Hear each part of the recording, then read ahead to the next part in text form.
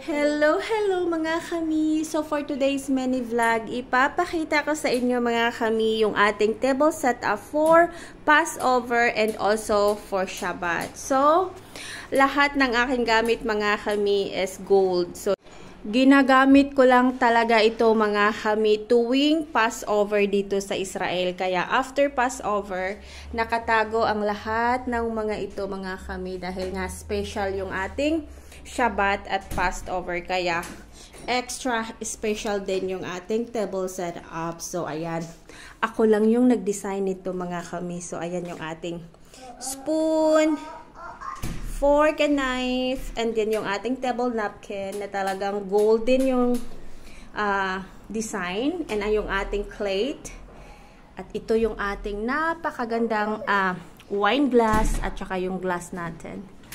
Of course, yung ating wine mga kami, hindi mawawala yan. At yung ating napakagandang candle. And dahil nga Passover dito mga kami, bawal kaming gumamit ng bread. So, mayroon kami dito matzah.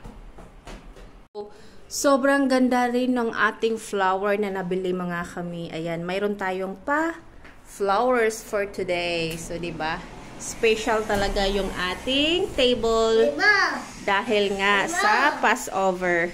And mga kami, pasensya sa background kasi nga si Mikael napakakulit talaga. And ayan mga kami, nakita nyo naman kung gaano kaganda ng ating table for today. So, happy Passover Israel. That's for today's mini vlog. Maraming salamat mga kami. Have a good day. Shabbat Shalom sa lahat. Bye!